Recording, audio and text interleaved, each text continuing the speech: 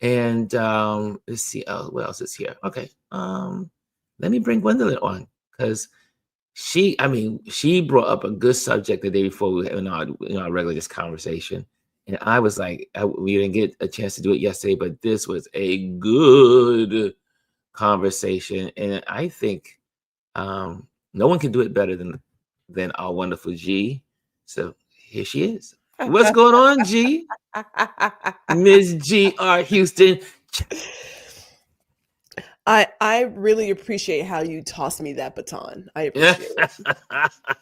Because I'm sure there are other amazing people who could have this conversation. But yes, Well, it's only you and I on the platform here on the screen. At the moment, yes, it is. That is true. I can count. You are correct. There are two people here. So It's that only limits you. to It's only you talk and about it. I. All right. So which one are we doing? The one with RG3 and Angel Reese, or are we doing Teddy Bridgewater? Let's go with I have the on the screen. I'll put it up there for you already set up. I think it was let's go with the Teddy Teddy Bridgewater? Bridgewater. Teddy Bridgewater. Let me just put up Yeah. the article. This was really, really interesting. I did not know much about it until you brought it to my attention. And then I went into it. I was like, oh, okay. Yeah. So here we go. Let Well, me just get okay, this up here. so let me put my stance on NFL Mm-hmm. players. And this is coming from a person who has a loved one who is a retired NFL player. In my opinion, I would love for the players to go back to their schools or alma maters and give whatever they can give, or use their other talents, because there are some amazing broadcasters now who were NFL players, because they actually are fairly intelligent people, believe it or not. Um, but when it comes to like high school, right, and doing things like that, I can't help but recognize that some schools don't get all the funding that other schools get. We all know that, right? Everybody knows that. We also know, in my opinion, I'm using no leisurely, but we also know that a lot of these schools exploit the talent of black students. Plain and simple. Mm-hmm. Those colleges, like I was all on board and still am for NIL money. Those kids deserve to be paid because the colleges are making Yes, mad money off their backs. I That agree. by the time, if they are lucky enough to get into the NFL, their body is already like really bruised. So consider Beat. that, right?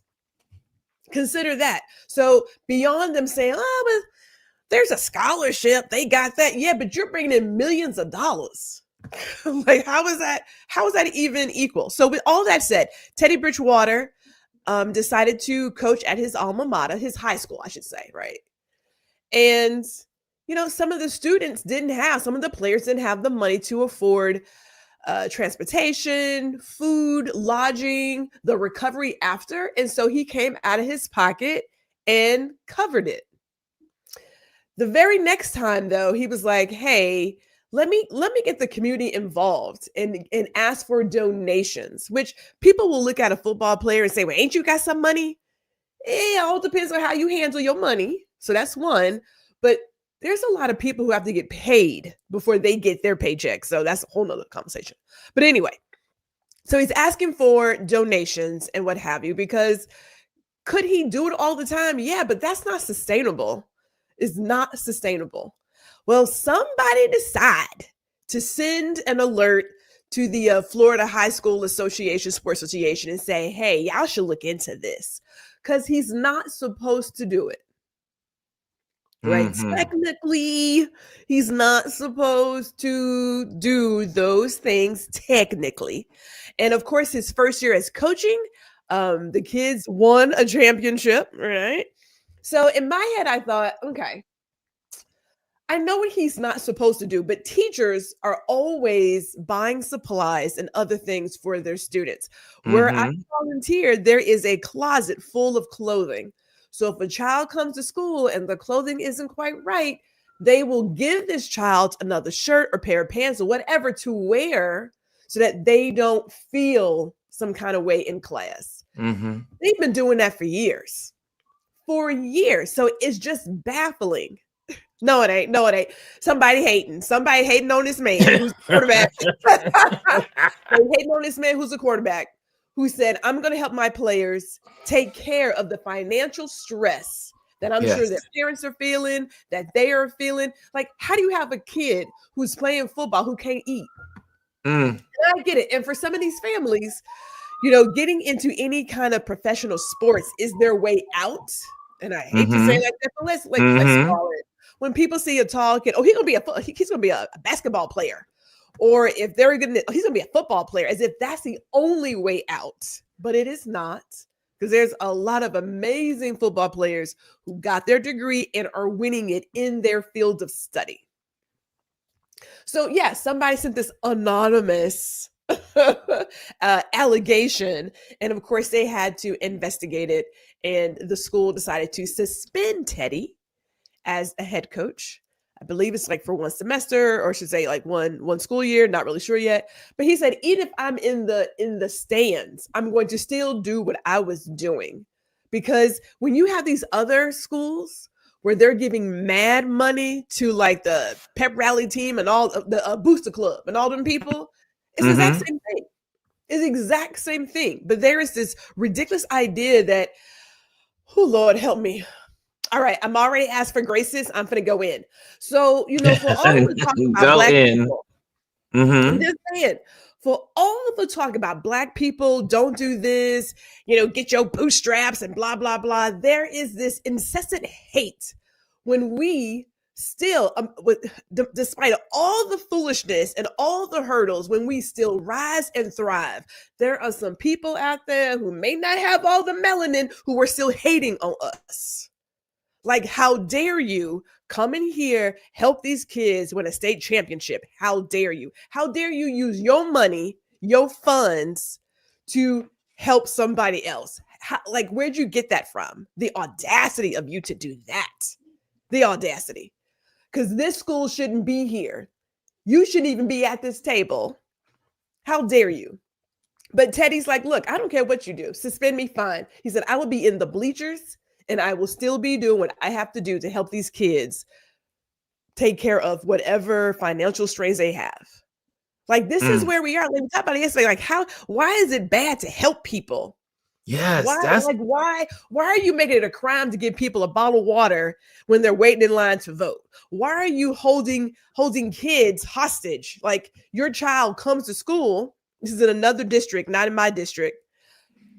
Your child comes to school and it's the lunch lady or gentleman who has to say, I'm sorry, but your parents haven't paid your debt. And so you can't get any lunch today. Or because your child doesn't have the money, because you don't have the money, you want to give these kids a special meal. So you don't get the fancy bread, you get the regular bread, and you only get a peanut butter sandwich, no jelly. Like, who are the adults voting for this stuff? For students. mm, For students, mm, mm, right? mm, It's like, mm. make it make sense. There's that other guy, and I didn't find the article, so I apologize, but the HOA is fining him every day for leaving out a cooler of cold frozen water for people who are just walking by. He's getting fined for that. Like, when did we say that it's awful to help people? Like why is that a crime right now? Like I Why was is saying, that a crime? and in our conversation, there was a YouTuber, a YouTuber, but he's also a Instagrammer, and he goes around to properties that have been neglected, usually because there's an elderly person living in that home. So this HOA or these people called the police on a man that took his resources, his power, his energy, and cleaned up the house of the elderly who was 83 years old, homebound, can't clean her property, can't do it, can't afford it. So he did it out of his good heart, made it beautiful, cleaned all the overgrowth, and then they called the police on him to arrest him for doing a good deed. When has And this is not just one, this is many incidents like this in America right now. Tons. Yeah. And you're saying, when did it become a crime to do good? Mm-hmm. What gets They me too, made it criminal. what gets me too though is I'm just shocked that you would have any police department say, yeah, that's a valid call to respond to. Like, I have my neighbors, there's some guy here, he's cutting my neighbor's yard. She's homebound, she's a senior citizen, but he shouldn't be cutting her yard. I mean, her weeds are her weeds. They should stay there. Like why would you even respond to that? Like, Yeah, are there some real crimes to be investigating? Yeah, I never understood that either. I was like, so they were gonna put I don't know if they were gonna, the city was threatening her and her property, and he decided to help her out. And it goes back to the question you keep asking, Ron, what is it now that makes humanity illegal? Yes. Being kind to people in this country has become a negative thing. Like, going back to Teddy Bridgewater, he volunteered to do that job. He wasn't getting paid. My first time teaching in a DC public school classroom, I volunteered. I didn't, for an entire year without pay, to teach Algebra 1 without pay. I saw a need for some kids in the school and they needed someone to do it. Oh, I thought we all disappeared for a minute. I know you're there.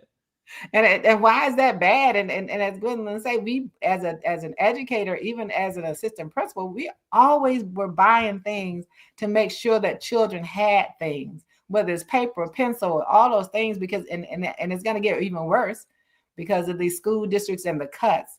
And DC made our breakfast program free for all students in the city. It didn't matter what your income level was, because they knew that we have a large population of students who needed breakfast. So when did that all become a crime? I mean, looking at the state of Texas and the ridiculous proposal that if a child is homeless, that there's going to be a consequence for that. I was like, I said, is that real or not? It's real. Because you can't believe that. Like you just said, you can't believe it's real. Yeah, I can't believe it. You'd rather see children suffer because they're homeless. And what people need to understand, everyone that's homeless isn't because they're not working. They can't afford the cost of living where they live. So they're in shelters. They're living out of their cars and going to work every day.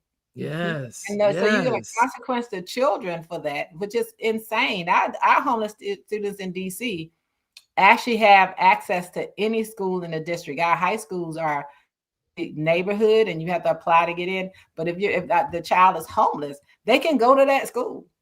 The city owns, they support that child. And to think that there is a place where you can't do things for children, you can't help them with clothes and shoes because they need it. It's insane. Insane.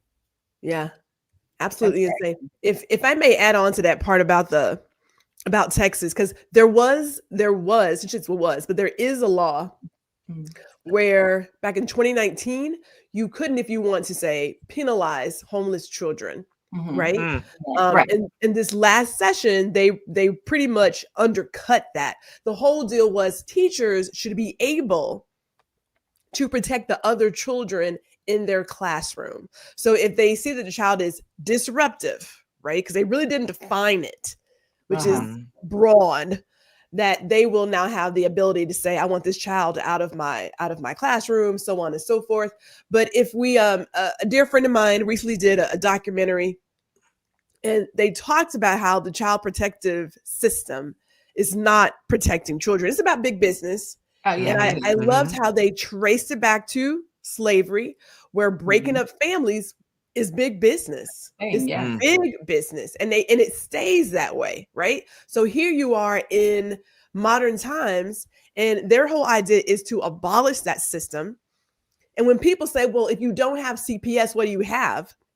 The example given was in Houston, in the River Oaks neighborhood. It's a very affluent neighborhood. When those kids have issues, they don't call CPS. There are resources available for them. There are people who were there for the family to help them work it out so that you never know that Susie Q and Johnny J had alcohol problems, right? You never hear about it. So we know what it looks like to not have CPS managing and policing families. We know what it looks like because it exists today. Yes. And it does. And it does. And that's the difference too. When you talk the part when you said, oh, if they're disrupting the classroom. I've worked in every area of DC, the most impoverished and the wealthiest. They are the same. Those kids, they're disruptive kids whose parents who have money. And then you want to do things like about it. The other ones, let's suspend them now.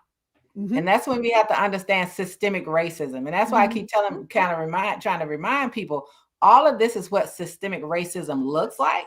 And understand that it's not about, because I always want people to detach it.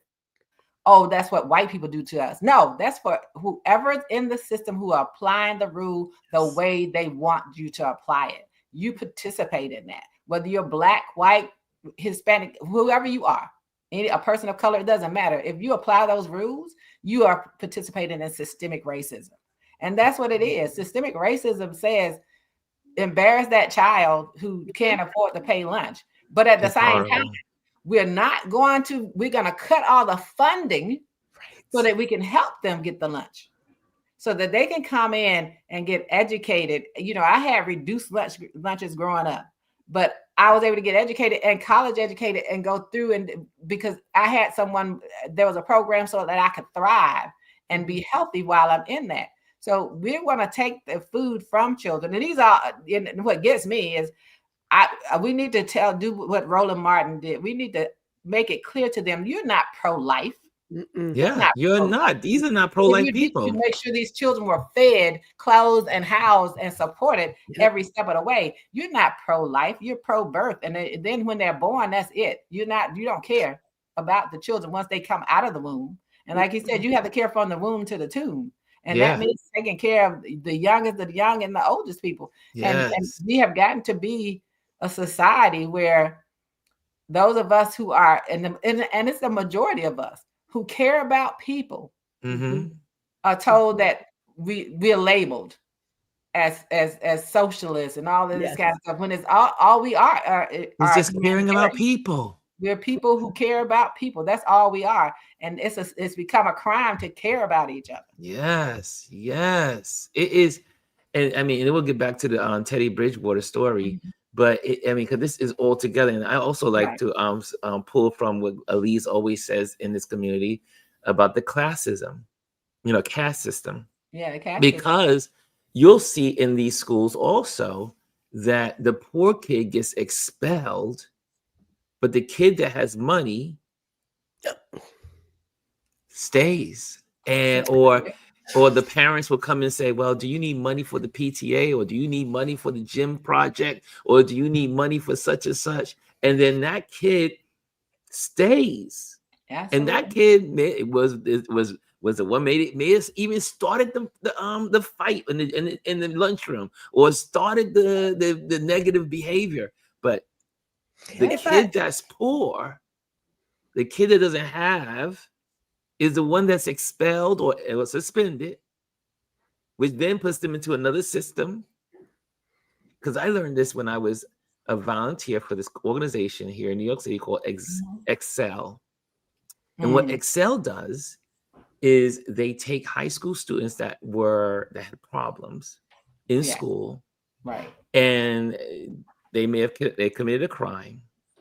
They go before the judge, and the judge will assign them to Excel to do what they call cooperative learning. So they will learn, but then they're assigned to business owners like myself, and they can be apprentice.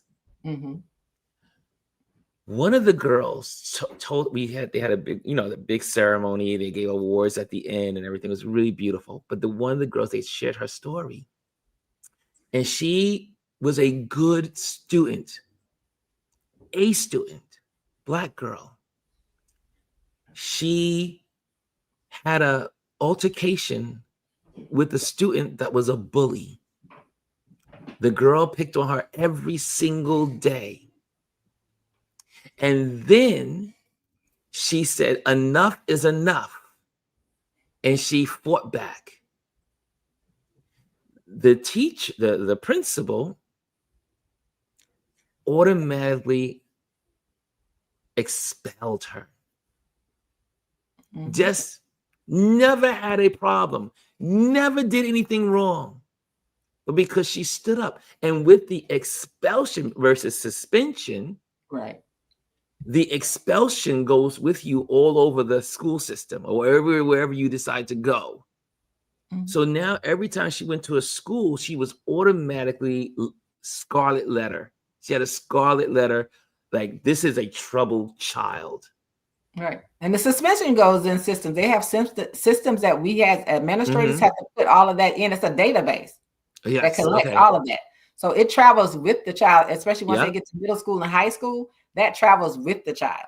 And so they can pull it up, and you have to do this major write-up. You have to do all of these things to do it. And you know, me being in administration, seeing it firsthand, I had a colleague, and you know, it was that day that you could have played This Girl Is on Fire, or I'm gonna lose my mind up in here for me. We had an in-school suspension. Well, he came and talked, and he was white. He said, you know, there were white kids going to go into in-school suspension because of what they had done. The parents didn't want their children to be, quote unquote, embarrassed, so they wanted to cover the windows. I said, no, you don't cover it for the brown and the black and brown kids. So why are we going to do that? So it was on his floor because he was 8th grade. I walked up there, and that paper was on that glass. He looked at me. I looked at him. I said, this is not the time to speak to me. Because we had discussed that as an administrative team. You told me this story. Yes, you did. So when I went down there, I was like, it's racism. I have and then, but what happens is then the kid is now looked at in a bad way. They don't give the resources. They don't give now that kid the positive attention. Now there's biases to that child. And she shared her story that now something happened, and she gave up, because no matter what she was doing, it kept getting worse and worse in the school system. It's called alternative schools. Yeah. And so then she's in a bad place. She's not in one of the best schools. She's going through a whole change she's fighting now against the system as a kid. Yeah. And then so she says she gives up and just starts doing her own thing, hanging out on the street, not going to school anymore. She just gave up. This is a girl that had an A. She had an A average. You know, she was an A student. One conflict. The bully, not even her. She's the one that's a good kid. I've seen this happen to one of my friends, so I know this story well in real life, from my life. And she did nothing wrong other than defend herself and her whole life. But the graces, I always say, the grace of God intervened. She did commit a crime. She committed a crime when she was with some friends, but the judge felt like this needs to be rectified. And then she was put into the Excel program. Shout out to the folks at Excel here in New York City.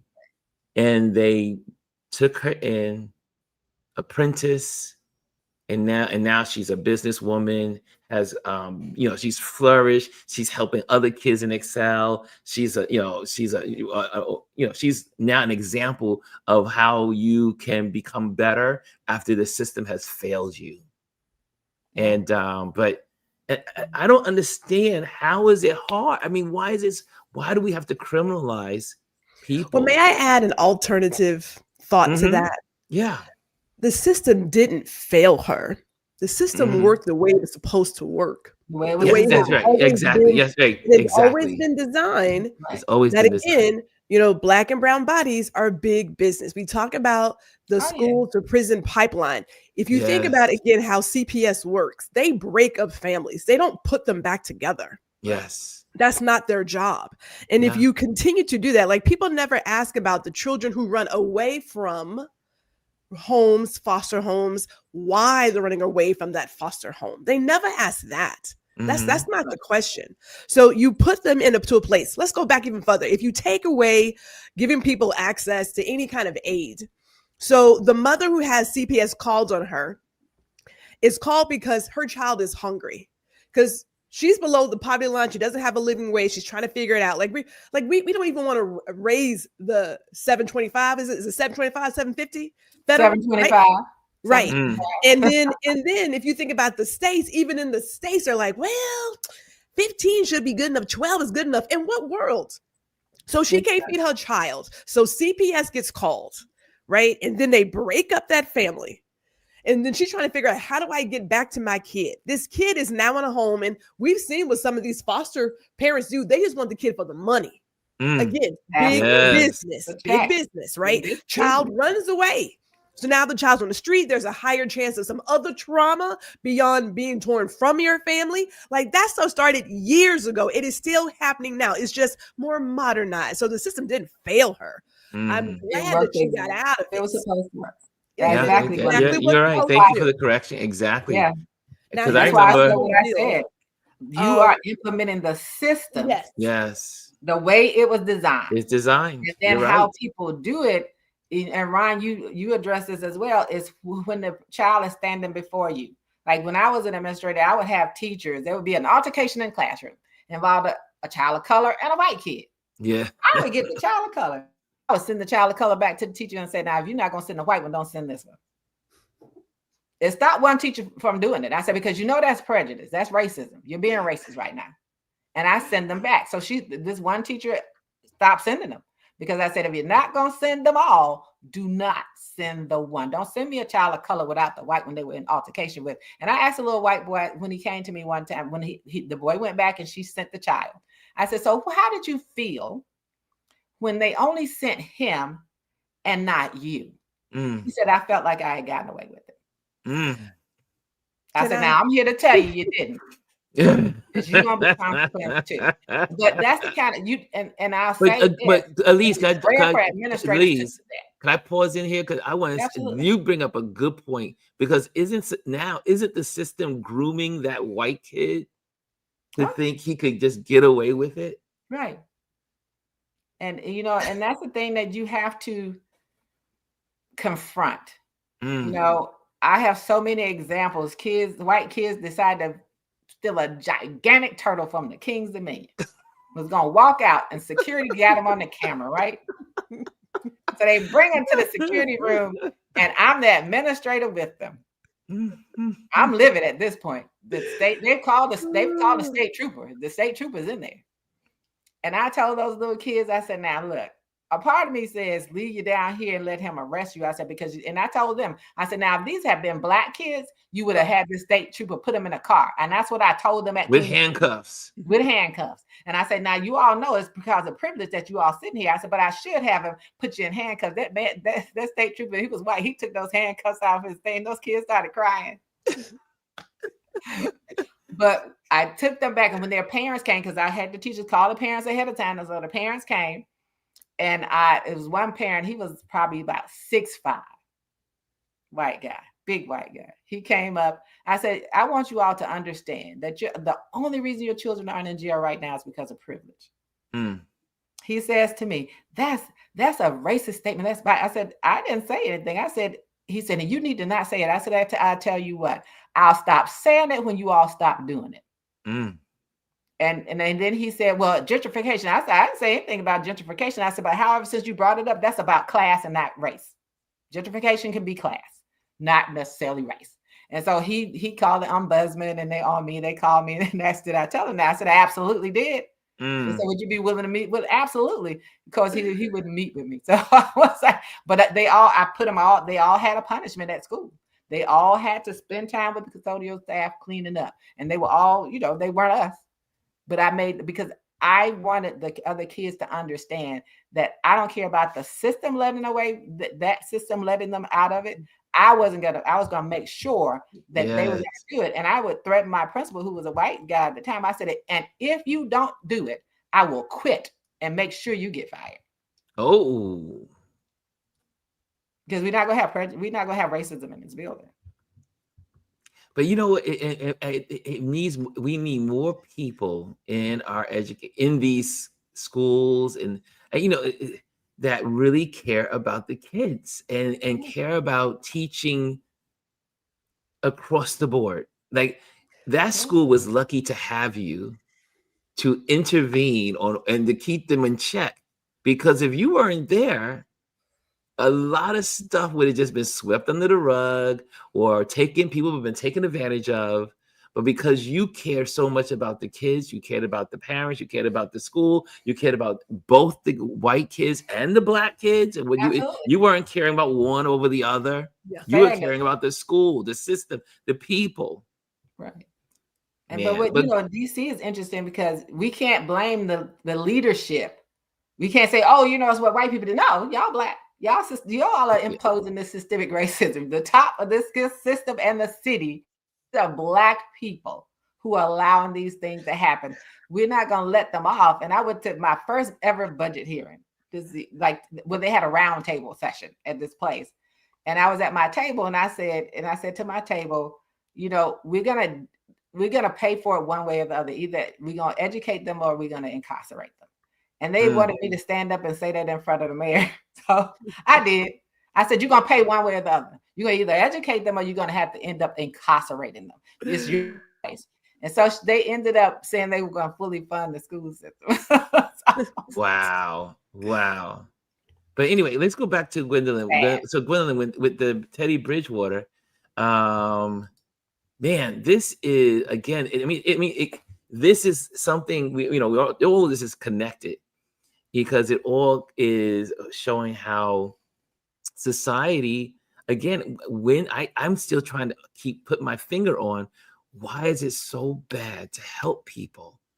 And, when did it become a crime in our society? It's kind of like I know my answer to my question, but I just need to have more people talk about this question. I want to talk about that question. Yes. But where Miss Elise was going with her conversation about how there are Black people who continue to push the system that is designed by nature to hurt Black people. I want to take a slight pivot because, okay, forget it. I mean, people know who I am. So yeah, okay. So when you think about how white children, Caucasian children are taught privilege, that happens. It happens on both sides. It happens from those who are Caucasian and those who are also Black people, right? And I'm going to pivot into this RG3 thing. And Jazz and I had this chat yesterday, right? Because people love to demonize Angel Reese. Absolutely. They love it. Check it. You don't get a Caitlin Clark without an Angel Reese, because you need the Black boogeyman in order for you to have your great white hope. You need it. There is no great white hope without it. Think about your movies. Here you are, these people out on this island who are just in the wild, who are not modernized. And here I come in, white man, to save the day. That theme is over and over and over again. You don't get a Caitlin Clark without an Angel Reese. And so then you have Black people, specifically Black men, but Black women are in there too, who want to say the most disgusting things about her. Because again, how dare you, Black woman, show up in a place where you recognize your whole worth, that you recognize that you are a badass, that you look good, that you're confident, that you can do all the things that the good Lord put in you. How dare you show up in those ways in this space ever? How dare you? Right. You should be lucky that we allowed you to come into this space and even sit at the table. You should be thanking us. That's what that is. That's what that is. That is that same deal that you can have a Caitlin Clark, as Jazz and I talked about, who's a dirty ball player. She is. It is what it is. It is what it is. Right? But they're not going to say nothing about that. Nope. They're not going to say nothing about that. Never, not once. There is nothing Angel Reese could do that would make them say, wow, she's amazing. And check it. WNBA has been around for a very long time. Long like time a now. long time. Houston, oh, we rocked all them championships all the time. But you know what? There were just majority Black women who were really holding down that sport. And who wants to give us the time of day ever? Like, there's no value there because we're not valued, right? So you get somebody like an RG3 who has his own self-hatred. Like, I keep thinking that his attack on Angel Reese, somebody he knew sometime somewhere in his life clearly did him dirty or didn't give him time of day, and he is hating her for it because she reminds him of somebody he used to know. I mean, dude, you 30 something and married, she's 20 something. Why are you coming for this kid and saying ridiculous things? You know, and just like make it make sense. But there are a number of Black people who continue to push the system that was given to them generations ago. And they stay there. That if there's any Black woman, Black child, Black person, whomever, who defends themselves, and rightfully so, that is a crime. And if you're a Black man or Black woman defending Angel Reese, that's a crime too. Because how dare you do that? As Shaq told him to keep her name, keep it.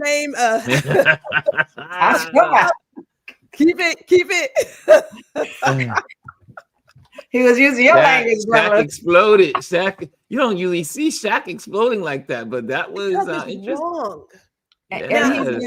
Yeah, it's wrong. It is wrong. But think about the number of Black men you know, and my family, we are multi-ethnic. All right, all the ethnicities, all the orientations, all of them. So we are all the things. So I'm not saying that you can't have a Caucasian wife or anything else. That ain't it. What I am saying, though, is for the person who feels the need to say, you're jealous because I got a white woman. What? I'm sorry, what? What are you talking about? Correct. Like, what are you talking about? Like, dig deep on that, bruh. Like, that's a problem.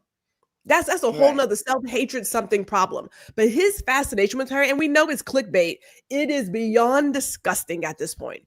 Beyond. And I say it's a bitch ass move, is what it is. Because you are not 16 years old, talking about, well, her people called and told me that she didn't even like, what are you doing? Like, what's wrong with you? Some illness. And Shaq is her mentor, by the way. He mentors her off the court. And so he's like, coming at her was like coming at him. He was like, I'm going to punch you in your face. He said effing face. He said the F. I know. I said, he's just Woodland's language. I was like, wait, this is Shaq. I was like, Shaq is not playing. Shaq was like, come for me. And I doing this all the time, they come for her all the time. She's all the years time. old, and she has to endure those attacks on all the time. And she has to put her head down and keep going and keep playing who she is on that court. And so she has to use that as fuel and not something to put out her flame, right? So that's what she's doing. And for Shaq to stand, and for these men now to start standing up for her, it's what she needs. She needs those men to come out and stand up for her. And she needs us as women, as people, to not buy the craziness. Oh, Angel Reese did this, but you see Caitlin Clark doing some stuff on the court that nobody checks her for. I've seen it. I know when I was watching the games with my husband, he was like, I said, yeah, did you see that? I said, you want to talk about Angel Reese? Did you see that? I don't watch them all the time, but I will call that attention. Don't just look at her, because that's the same thing that happens in schools. Somebody will be tearing up a place, and that Gwendolyn does something, and all of a sudden they see Gwendolyn, but they didn't see the white kid tearing up the place. They were running amok, but you didn't see that. But as soon as she takes off, oh my God, let her stop.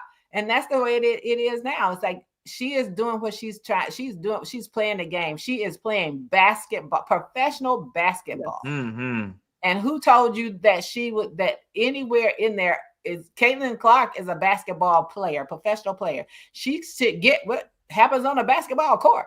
Yes. Right. It's a part of what you do. And if somebody does something, don't call all, I'm about fairness. You got to call everybody. And if you go and leave Angel Reese alone. And I'm so glad that he said something. I was surprised that he said it, but I was like, come on, Jack.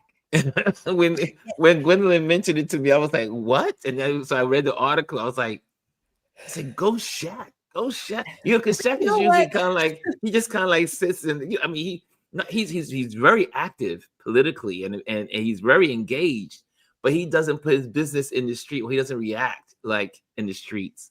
And Shaq I has a was real like, doctorate. He studied and got a real doctorate. yes, He he doesn't got have a his, real his is not doctorate. honorary. He has a real doctorate degree. That's right. So and he knows business. He knows how to handle business. But he did what she needed someone to do. To stand up. She needed that man to stand up for her because this man was trying to tear her down. She needed him to show up and say, and he said, come after me. I'm gonna punch you in the face. Yeah, I'll punch you in your, as they said, he would punch Griffin in the effing face. But that's the story, and I'll say nationwide, perhaps worldwide, is that Black women are always put in a place where we have to carry everybody's load. We have to be Little Miss Prissy and things of that nature. And in order to even be considered human, when I think about the stories that I have read of things that have happened to Black women, there is not a, oh my goodness, how can we help her? It's a, what did she do? She must have said something, because I know they're always saying something. Like, how disgusting is that you believe that a Black mother should be shot at with kids in her car? Right. Like what? Make that make sense? Because again, our bodies are never to be cared for. It is to be ravaged. It is to be treated inhumanely. And then if by chance, we might do something, but that's about it. People want to be us. I'm not gonna lie about that. I'm not gonna lie about it. I already said I have some co-workers who stayed mad jealous. Get mad, get jealous, get mad, get whatever, right? Get whatever. Right? But we know that when you do all of the alterations, and I'm gonna say it, you do all the alterations, all the big adding to the lips. You don't want this blues. You don't want that smoke every single day. When people talk about like Black women have to be strong, we have to be just to not punch a bitch in the throat. You know how bad it is out here sometimes? The ridiculousness, and it would be okay if it was just one group, but we have our own men saying the same ignorant things to us, absolutely, on a consistent basis. That anything that happens to me is just, well, you probably said something, because we know how y'all are. What? It always takes me back to Malcolm X, and that's my favorite quote. He said, "The most unprotected and disrespected person in America is a Black woman." And that, to me, coming from a man who was in the faith that he was in, that was one of the most powerful statements a man made about Black women. Yes. Because he felt that he saw it firsthand, and probably in his organization, he knew that they were disrespected, and we continue to be. And then, and you think about, even when it comes to Kamala Harris, Black men, I'll never vote for her. And, we treat them the same way. They don't protect you. And you have to protect yourself. And a lot of times people, like my kids would tell you, Mom going to lay some hands on you. And I've been on the street with my husband. If he didn't react fast enough, we walking with my granddaughter, and this strange little white man kept walking behind, looking at her, and he was getting close. We stopped and let him pass by. He still want to stop and look. And I told him, and my husband was reacting too slow for me. I told him, I'd say, I tell you what, I'm going to push you out in the middle of the street in front of a moving car if you don't turn around. He turned around. But sometimes people ask, why do we do what we have to? Why do we do what we do? We do a lot of times what we have to do to survive too, and protect. We're going to protect ourselves. We're going to protect each other. I'm going to protect all my friends, men or women. I'm going to protect you. I'm going to have your back. I tell people I look good in orange. If it's the right situation, hey, I look good in orange. Right? But right?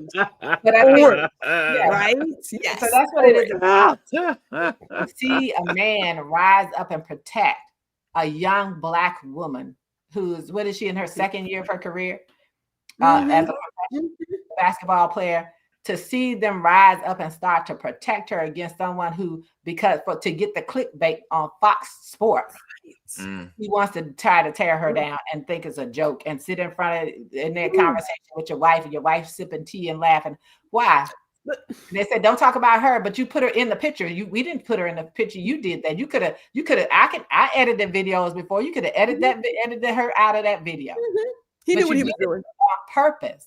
And it's always this thing of trying to make us feel less than. I know that when I wore Toms every day, people at my school, black and white, started wearing Toms.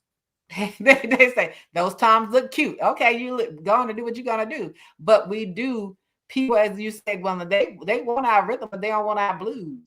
They want to emulate us at all time. And what I told my kids to make them feel comfortable with their skin, I said, let me tell you what this really is. This is about envy. Envying us for what we do. Is envying black women for all the things that if she wants to do with her hair, she can do it without having to figure out how to put twine and straws and everything in there to make it look like it does. This envy because when I walk into the sun, I get this amazing glow without any effort. I don't have to lay in the sun. I don't have to go to a tanning bed. I am just automatically God gifted and glowing. You envy that. You envy that I can walk out and be beautiful and glowing, and you struggle to get there and then end up with skin cancer. Envy all of that. That's what it is. It's about envy, and so then it start telling you the way to get at you is to tell you that you're not as beautiful as God had made you. He didn't make no mistakes. Ain't nobody made. They start trying to get some stuff. They're trying to do everything. Why you in the if that's not beauty? Why are you trying to get that tan? Can we, Mr. Lee's, we stay bronze in the summer. You know what I'm saying? We stay down. But can we go back to Adrian's comment real quick? Adrian, yes. And Miss Lee's is right. It is envy, because think about it. If the idea, and I say if just because but if the idea is, the white guys at the top, and so white women by nature are put on a pedestal, this very fragile pedestal that at any moment, if they decided to really show up as themselves, that can be snatched away. Okay, so that's that. So then you have the chick, black women, way at the bottom of the totem pole, way down here, where people like, if anything, I never want to be her. And then despite all of that, we still rise and thrive. Like, how is it that you are able to just walk around with a smile, have the confidence, know that when you walk in the room, you turn on all the heads. I mean, all like they are jelly, green, right? How are you doing that when the world has told me that you are less than, and that being blonde, blue-eyed, and all this stuff is the way to be? How are you still showing up like that? Tell me how. That's what it is. Now, are we worn out? You know what, Adrian? When I think about what Black women have to do on a daily basis to not go out here and like really hurt some people, it is amazing how we are. I hate to use the word resilient, but that is in there. Because at any moment you could say, this ain't worth it, and I'm going to just show the world what's really going on. Or I may take some other alternative route out, which is not what you want to do, right? But we have all been there.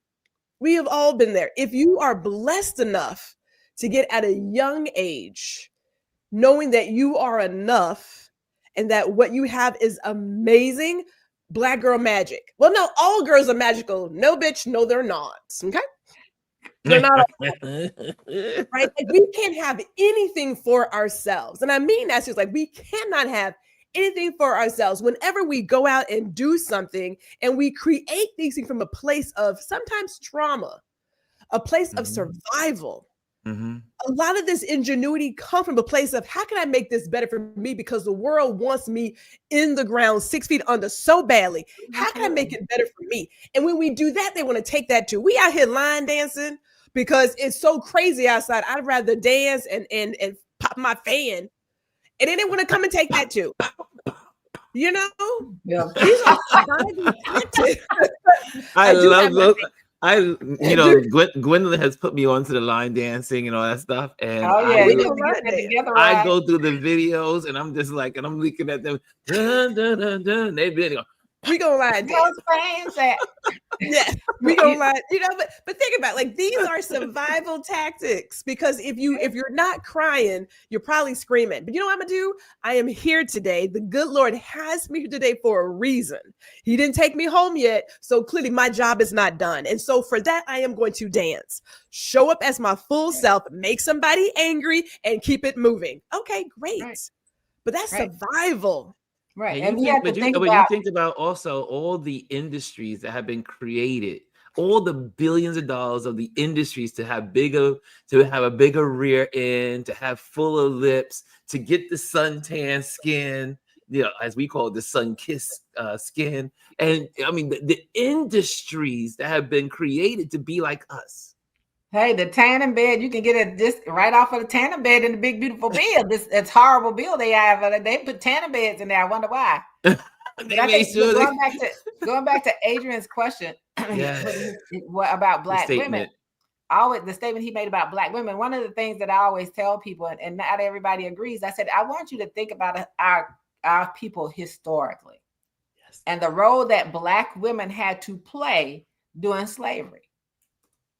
Oftentimes, the father may not have been there, families were broken up, but those women had to rally around the children. They had to protect that family. She did whatever it took to make sure the family survived. And she's done it for forever. She's done it for centuries at this point. And so a part of our thing is we work so hard to ensure that we continue to thrive and survive. And we are so resilient because we have to be. That's the reason she's the most educated populace in this country, because she knows she has to be that way. She knows she has to protect her family. She knows she has to protect all those things. And then they say, well, why do Black women get upset sometimes when they see Black men with white women? Because sometimes you go back in your head and say, man, look at what we laid down for. Look at what we fought for. Look at what we protected. And are they protecting us? I have no problem with people loving whoever. My family's like one of them. We have everybody, everything, every love style, everything is in my family. Every hue, every shade you could think of is in this family. But the point of it is, love me the way you love everybody else. Don't love me less because you have put someone on a artificial pedestal. But I got to teach them how to cook a pot of greens if you ever want to eat a decent meal at the house.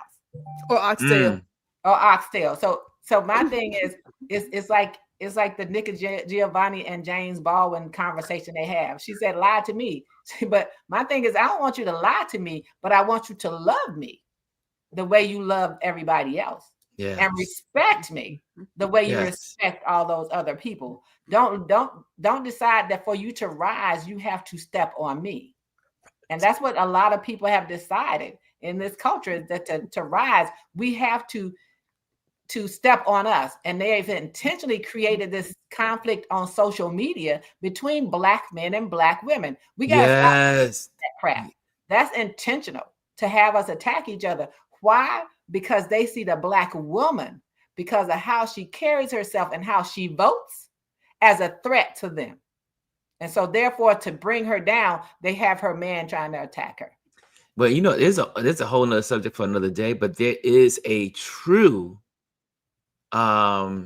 strategy. And it's been by the Russians, the Russians, Chinese, and all the bots out there. There's a true thing going on online right now to paint Black women as bad and creating these AIs. All these different AIs. This is a real thing. This is a real thing on AI, the AI subjects online. If you go through your TikToks and you go through your Instagrams, these are AI generated by, and I will have to say, I don't think it's just China and Iran and all the other. I said, there's probably some folks right here in America doing these things. I mean, these AIs are painting Black women as bad, or the chicken wings and all kinds of stuff, just horrible stuff. And it's AI generated. And this is a real subject for another day. We can dive into it, but this is a real subject in cyberspace. But we have to AI generated. Why. We have to clearly think about why they're doing that. Oh yeah, you said it. That propaganda in Yes. this country. It's generating something, but they're generating it here and posting it here. Why are they doing it? Because they see us as one of the strongest forces. You are the strongest in this country.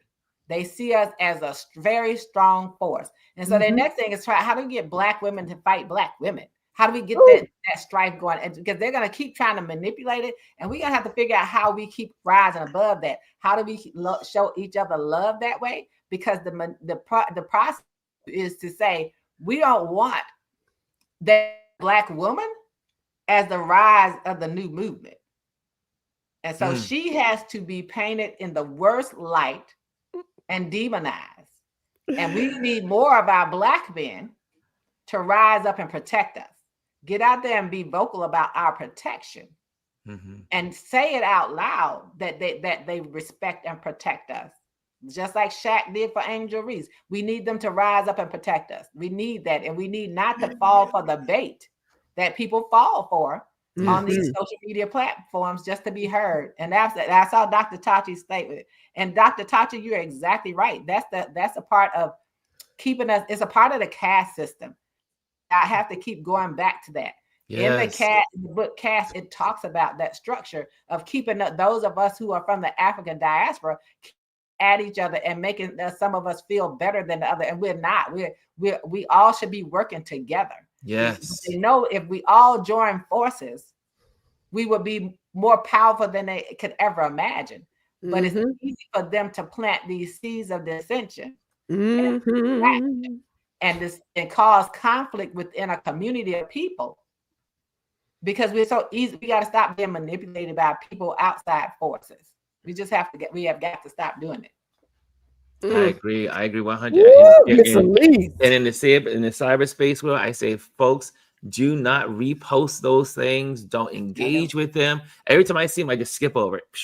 I just skip. I don't even click on it, because you click on it, it gives that that approval, and then they put more feet of that feed in your feed. So just go bypass it and share it with your kids, share it with your friends. This is, and there was a commentator that also mentioned why they were going after all these government workers.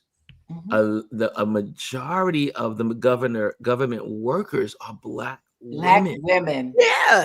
Yeah. Black women have lost in the last 6 months. Yes. So this is a way. And then what they're planning, if you look at Project 2025, is they're going to rehire these people as loyalists. So you get rid of all the Black women that are in the government, get them out. This is also another, because the Black women are the cornerstone of the Black family. And so if you can try to crush the Black woman, this is in their thinking, they can crush the family. And so now you make her unemployed, and she's a big part of the breadwinning because she's working, she's in college, she has a great job, she has a good job, paying job, and she's a big contributor to the family. And they're going after everything that supports the Black community. If people don't see it, they're crazy. Right. This is systematic. One pillar after another. This is when we have to dig down into our resiliency, right? And our ability to thrive. So you fire me for that, but you know what? I can sew, I can bake, and I can sell them cakes. There you go. Like I got something. If I really wanted to do something and generate a lot of money, I sell a bunch of rum cakes. Y'all want a real rum cake that'll make you sit down for a minute? I got one you can buy. It'll make you sit down for a minute. Now you won't be on the road. Miss Elise, go and send me one. Go and send me one. I want one for Thanksgiving, Elise. I'm ready. I'm lined up. I got my money right here for you. Look, and they're easy to ship too. I've shipped to California before. but we have that ability. We can adapt, and that's the one thing that Black people have had to learn to be adaptable, right? Resilience. We had to learn to adapt because we were our ancestors were brought into a place where they didn't know all of these things, but right after the freedom, they were already able to go into offices and go into colleges and universities because they were already brilliant. You know, you came from brilliance. It didn't start with them. They didn't teach you that. You were brilliant when they brought you here. And so we started to use it, and we adapted to our environment. And we're gonna keep adapting. They displace people, and then that's when we talked about the other day. That's when we have to figure out, how do we keep supporting each other? How do we support those creative people? How do we support the one that's now baking cakes because she lost her government job? Buy some cakes. She started a business sewing. Buy those sewing. She got whatever that company is, or he has whatever that company is. We have to support that part. Or he or she finally goes out and start producing the artwork. We got to keep our dollars within that. Our biggest problem and our biggest power is in the dollars that we spend. We got to start spending more of those within the community, because that's how we're going to help these people who are being put out of jobs adapt to that new environment.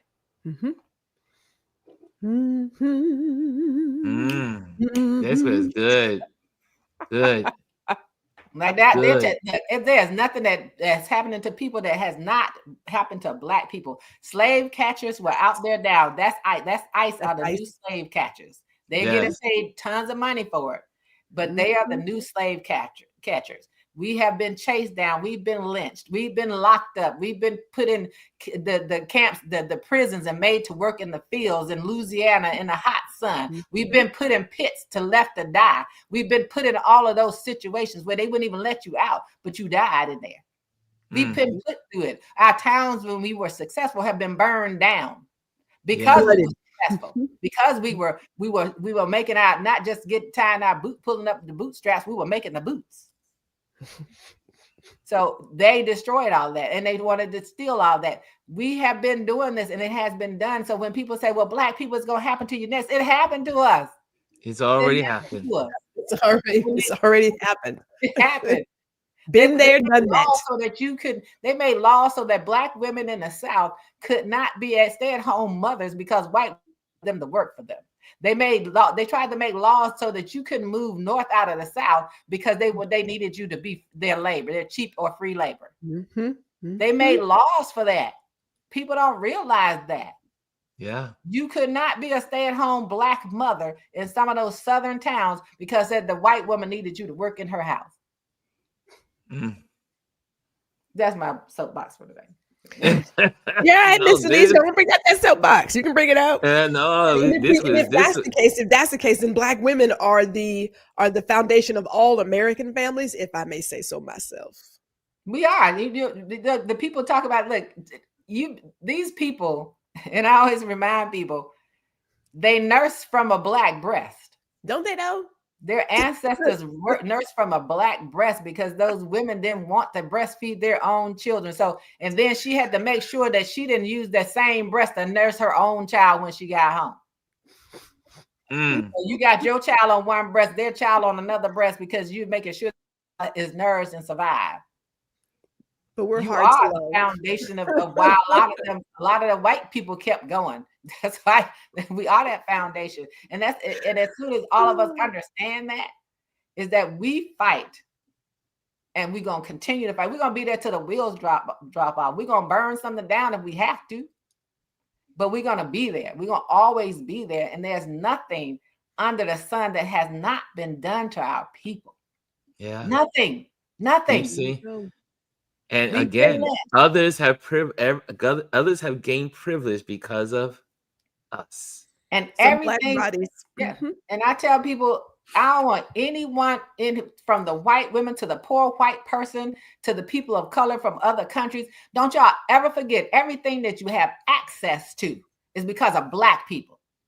And guess what? In that Constitution, when they fought for those bills, they didn't fight for just Black people. They fought for underrepresented people. It does not say Black. Y'all have been brainwashed to think it said Black. That's why you're paying the price when they get rid of it, because you didn't understand that you were included. But you have it, and you are here because of Black people in America. Those who were born and died and bled for you. Don't ever forget that. Don't ever forget that. So people of color, don't let them pit us against each other. I'm not. I love food too much for all that. But it's not just food. I love culture. Love culture. We love the arts. We love It's people. up to us not to fall into the trap. Yes. It's up to us. If we fall into the trap, it's because we did it. We allowed it. We got to hold, as Jazzy said, we keep saying we have to hold ourselves accountable for the things and stop asking someone else to do something for us that we are not willing to do for ourselves. We are the ones who are responsible for what happens right now. We have more control than they want us to understand that we have. We have the power. We just don't accept it. We keep letting them tell us we don't. We spend trillions of dollars. We are the reason that some of these things exist. We're one of the most red. Black women are one of the most read group of people in this country, as well as in addition to education. We read everything. Everything. The point is, let's start using it to our advantage. Let's stop letting the world manipulate us and stop trashing each other. I'm not going to trash you. I'm not going to trash people online. I'm not going to perform for the people. I'm not going to perform for the white people. But I want everybody to remember, if you are a poor white person in America and you hear this, you have the benefits that you have because of civil rights fought for by Black people in America. Because guess what? You were underrepresented. Guess what? When they got free public schools in the South, you weren't in those schools because you were poor. You were dirt poor and your family couldn't pay for school. So when they got it down there, your family finally had access to that same free and appropriate education because of Black people. Don't ever forget that. And the church will say, amen. Amen. And let the church say amen. Wow. This was, wow. If you don't know, now you know. There you go. And I want to get a fan. I think that way, you know what, Gwendolyn, I think maybe that should be my first merch. I want to get some fans. Where my fans at? Where my fans at? Where my have a good fans one now, Ron. You can't just get that cheap fan that don't pop when you do it. Right. All fans are not equal. All fans are not equal. I'm gonna tell you. We gotta find a good tambourine next week. Bring my tambourine next week. I saw some fans and they were not equal. Oh, when I was at the Soul Summit on this past Sunday, they had those fans out. I just love it. Guys, this was great conversation. Thank you, Gwendolyn, for leading this one, and Elise and I, we were just in there. And Elise, you always bring so much insight. Thank you so much for your insight. And the last thought, I saw this yesterday on a Black video. This young lady from Africa, she was saying, Black women are the only people on the earth that have all of the combinations of all people on the planet. Yes. Black women have they have blonde hair. You say, oh no, Black people don't have blonde hair. Africans have blonde hair. Africans have blue eyes. Africans have green eyes. Africans have, people say, oh, your eyes are like Chinese. Nope.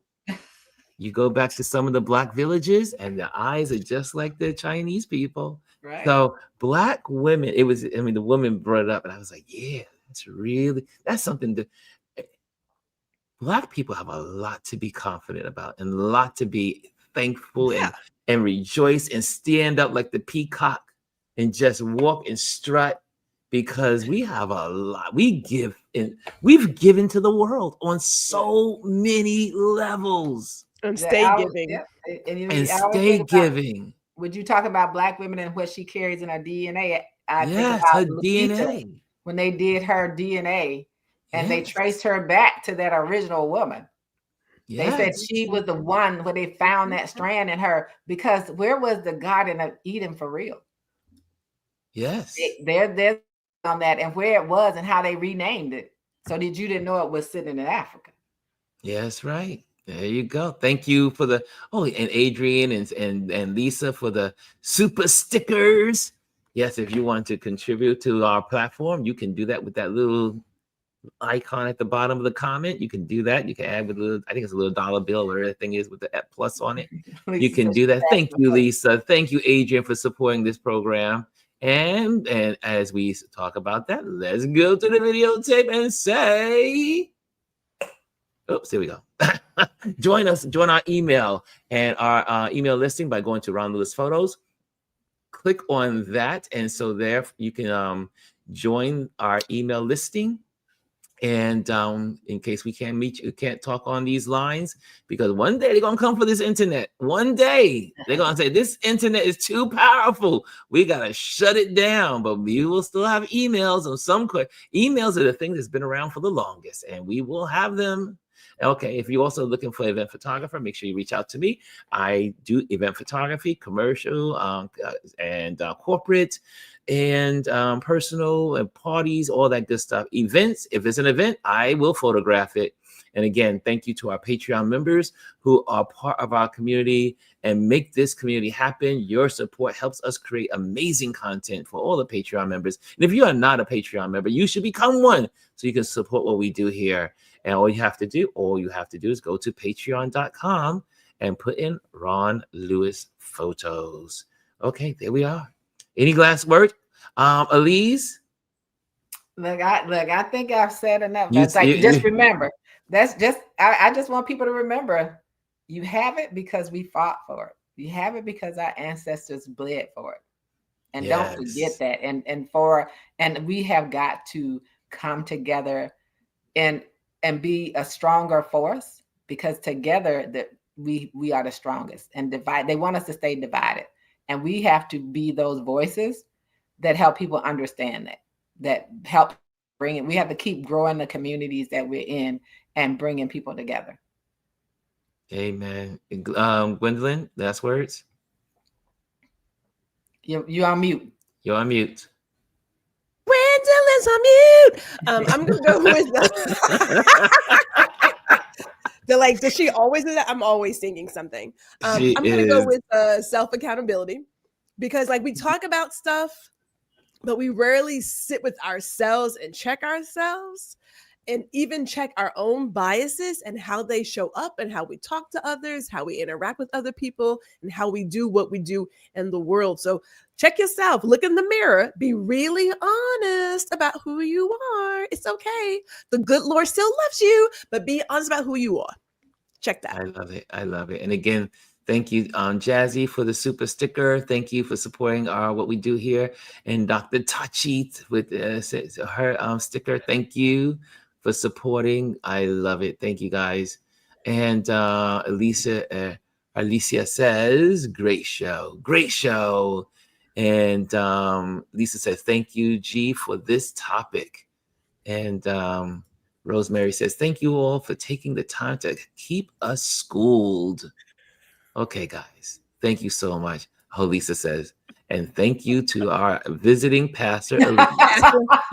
Pastor, come through today. Oh, yes, the golden pulpit. I'm bringing my tambourine next week. Oh my goodness, I love it. Guys, thank you so much for joining us today. Have a wonderful Thursday. See you tomorrow. Tomorrow's our Focus Friday. If you have accounts that you want to feature here that are encouraging, inspiring, and informative, that is what we look for on Focus Friday. Let's share some stuff. I have a lot of stuff to share with you, but I want you guys to share as well. So make sure you pop on with some FFs, some Focus Friday accounts that you love. Okay, guys, thank you so much. Have a great day. And I'm working on that fan. I want a fan. I want a fan. Where those fans at? Where those fans at? You're a little slow on the beat. Later, guys. You gotta get it. Hello, and thank you for joining us today. Make sure you hit the like, the subscribe, and leave a comment on this video. I would love to hear from you. Thank you again. Until I see you next time.